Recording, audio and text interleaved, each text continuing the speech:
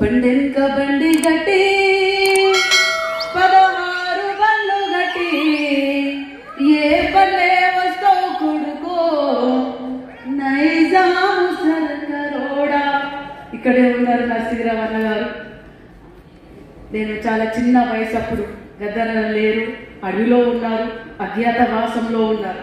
అప్పుడు విన్న పాటలు చాలా చిన్నప్పుడే గుండెలో చిగురిచ్చిన పాట ఇది.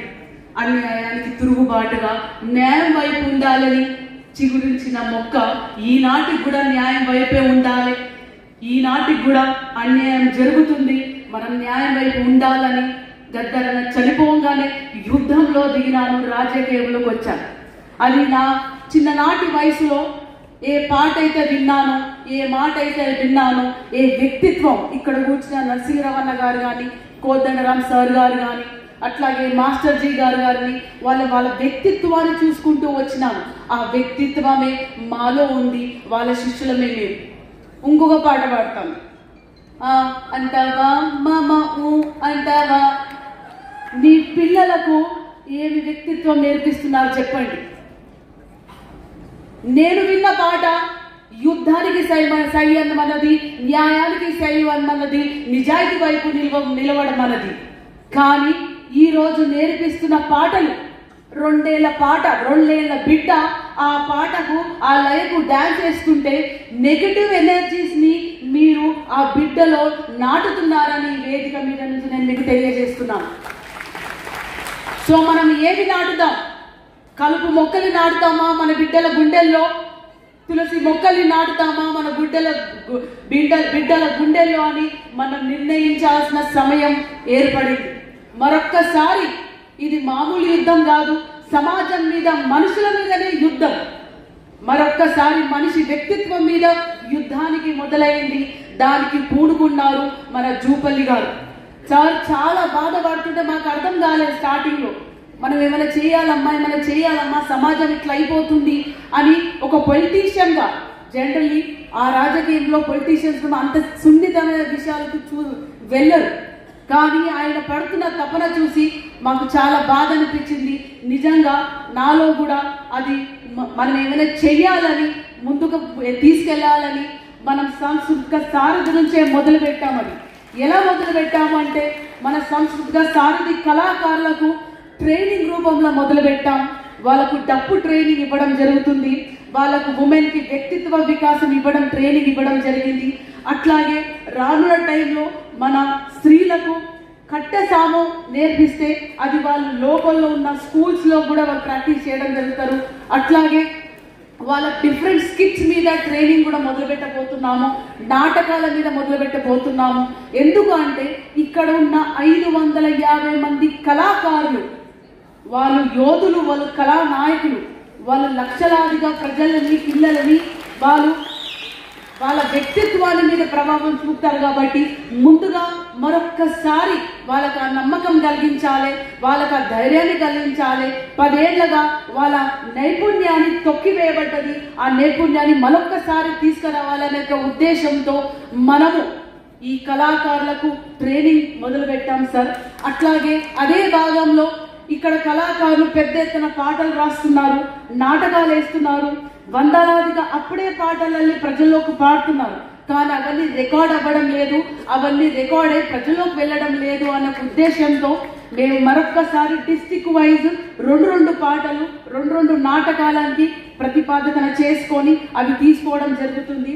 అది మనం రికార్డ్ చేసి ఒక స్టూడియోని ఏర్పరిచి ఆ స్టూడియో ద్వారా పెద్ద ఎత్తున మన తెలంగాణ సంస్కృతికి ఆధ్వర్యం, మన కల్చరల్ డిపార్ట్మెంట్ నుంచి ప్రజల్లోకి తీసుకుపోవడానికి ఒక స్టూడియో ఏర్పరిచి ఒక వెబ్సైట్ కూడా మనము రెడీ చేయడం జరిగింది. మీరు అవకాశం ఇస్తే ఆ వెబ్సైట్ ని మనం ఇప్పుడు ఇనాగరేట్ చేయగలుగుతాం. సో ఇక్కడ నేను తెలుసుకుంది ఏంటంటే, వ్యక్తిత్వ నిర్మాణం కరెక్ట్ గా అవ్వటం లేదు. ఈ వ్యక్తిత్వ నిర్మాణం ఎక్కడి నుంచి మొదలవుతుంది? ఈ వ్యక్తిత్వ నిర్మాణం మన ఇంటి నుంచి మొదలవుతుంది. తల్లి, తండ్రి, కుటుంబ సభ్యులు, తర్వాత 2వది సమాజం, 3వది స్కూలు, 4వది ప్రభుత్వ బాధ్యత. మనం ఏం చేస్తున్నామంటే ప్రభుత్వం చేస్తలేదు అంటే ప్రభుత్వం కాదండి సమాజ నిర్మాతలు. ముందుగా తల్లి తండ్రులే సమాజ నిర్మాతలు, తల్లి తండ్రే తమ బిడ్డ వ్యక్తిత్వాన్ని పెంచాల్సిందిగా కోరుతున్నాను. సో ఈ వ్యక్తిత్వ నిర్మాణానికి మనమందరూ భాగమవుతున్నందుకు నేను ఎంతో గర్వపడుతున్నాను. తెలంగాణ సంస్కృతి సారథి ఆధ్వర్యంలో ప్రతి ఒక్కరం బిడ్డల వ్యక్తిత్వాన్ని వికాసాన్ని కోసం మేము ఉంటామని తెలియజేస్తూ, అట్లాగే ఇందాక మేడం చెప్పినట్టు కూడా ప్రతి జిల్లాకి మన కళాకారులు ఉన్నారు కాబట్టి కలెక్టర్ ఆధ్వర్యంలో ఒక 2 రోజులు మన కళాకారులు ఆ స్కూల్లో కాలేజ్లో వెళ్ళి ఈ వ్యక్తిత్వ నిర్మాణానికి సంబంధించిన పాటలు నాటకాలు వేస్తే ప్రభావితమవుతారని తెలియజేస్తూ, గద్దరన్న 40 ఏళ్ళ ముందు రాసిన పాట అది మహాబోధి విద్యాలయం కోసం రాశారు. బి నరసింహరావు అన్నగారు తండ్రి గారు ఆ భూమి గద్దరన్నకి ఇస్తే గద్దరన్న సూర్యుడు చంద్రుడు వెన్నెల కోసం రాసివ్వలేదు. ఆ భూమి పేద ప్రజలకు చదువు చెప్పాలి, జ్ఞానం ఒక్కటే మిగులును అనే ఒక స్కూల్ కట్టాడు.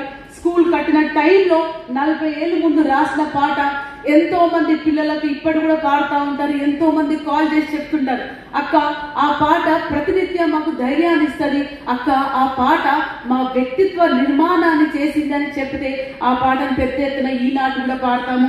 గద్దరన్న రాసిన పాట మీకు ఒక 2 బిడ్డలు మీకోసం పాడతాము. ముదు ముదు బిడ్డలం మహాబోధి పువ్వులం, రేపటి సమాజపు గుర్తులం, మరో ప్రపంచ నిర్మాతలం. పాలిచ్చి మాట నేర్పిన తొలి గురువు అమ్మనే, పాలిచ్చి మాట నేర్పిన తొలి గురువు అమ్మనే, అక్షర జ్ఞానం నేర్పిన బడిలో నా గురువుకు, అక్షర జ్ఞానం నేర్పిన బడిలో నా గురువుకు, బ్రతుకంతా రుణపడి మేం బ్రతుకుతా, ఆశయాల జ్యోతులై వెలుగుతా, బ్రతుకంతా రుణపడి మేం బ్రతుకుతా, ఆశయాల జ్యోతులై వెలుగుతా. ఇది గద్దరన్న, బలే బలే బలే బలే అన్న గద్దరన్న, ఊరు మనదురో వాడ మనదురో అన్న గద్దరన్న చాలా సున్నితమైన అంశాలు కూడా తాకి అది పిల్లల వ్యక్తిత్వ నిర్మాణానికి ఉంటుందని ఇంత సున్నితమైన పాట రాయగలిగారు. సో ఈ పాటలు ఆటలు మాటలు మన జీవిత విధానం మన బిడ్డల మీద ఎంతో ప్రభావం చూపుతుందని మీకు తెలియజేస్తూ ఈ అవకాశం ఇచ్చిన ధన్యవాదాలు. మీరు అలౌ చేస్తే తెలంగాణ సాంస్కృతిక సారథి తరఫున మనం ఒక వెబ్సైట్ని కల్చరల్ డిపార్ట్మెంట్ వెబ్సైట్ని ఇనాగరేట్ చేస్తాం. అట్లాగే మనం యాప్ నెక్స్ట్ మంత్ నవంబర్ 1 నుంచి కూడా మనం తెలంగాణ సాంస్కృతిక సారథి కళా జిల్లా వారిగా అటెండెన్స్ యాప్ కూడా రెడీ అవ్వడం జరిగింది. దాన్ని కూడా అటెండెన్స్ యాప్ కూడా మనం ఇక్కడ 1 నుంచి పెడతాము. సో నెట్వర్క్ లేదు, ఫోన్ పనిచేయట్లేదు అనే క్వశ్చన్ ఏముండదు. నెట్వర్క్ ఉన్నా ఫోన్ చేసినా చేయకపోయినా అటెండెన్స్ యాప్లో ఆన్ చేస్తే సరిపోతుంది. అది మనం ఇక్కడ తీసుకొని అటెండెన్స్ని తీసుకుంటాము. So thank you so much.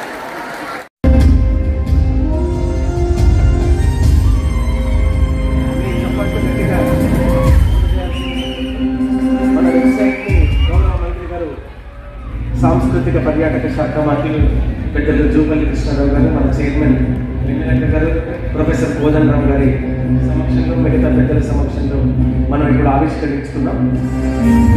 పెద్దలు వి నరసింహరావు గారు నమస్కారం, అలాగే మన డైరెక్టర్ డాక్టర్ ఏనుగు నరసింహారెడ్డి గారి సమక్షంలో ఈ వెబ్సైట్ ఆవిష్కరణ జరుగుతున్నాం.